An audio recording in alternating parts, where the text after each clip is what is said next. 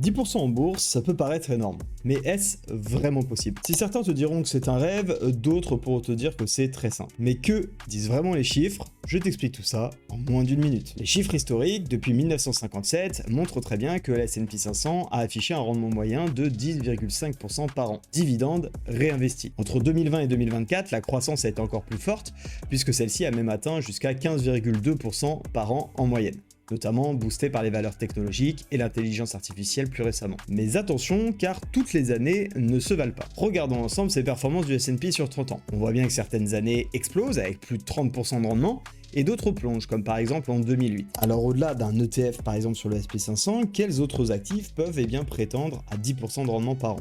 Tu peux retrouver par exemple les actions individuelles qui peuvent offrir de bien meilleures opportunités de croissance, mais attention à la volatilité. Ça sera d'ailleurs un petit peu la même chose au niveau des crypto-monnaies où on voit des très fortes hausses, mais qui dit forte hausse dit aussi forte baisse. Tu pourras aussi songer à de l'immobilier locatif par exemple, avec des rendements nets qui vont pouvoir avoisiner les 5 à 10% en fonction des marchés si on fait les bons choix. Et enfin, tu peux retrouver le private equity, l'investissement également dans les startups, avec des potentiels explosifs mais très risqués. Alors comment y arriver pour faire ces 10%? Tout d'abord, investis sur le long terme, notamment pour profiter des intérêts composés. Également, ne panique pas lors des phases de baisse. Si tu investis dans des dossiers qui sont solides, il y a de très fortes chances que tes actifs finissent par remonter dans le temps. Et dans le cas où un actif se dévaloriserait totalement dans le temps, n'oublie pas bien sûr de diversifier pour limiter le risque. D'ailleurs, n'hésite pas à me dire en commentaire dans quelle catégorie d'actifs tu investis, et si tu n'as pas encore démarré et que tu veux te lancer, comment tout simplement réussir, et je t'envoie 2 heures de contenu offert.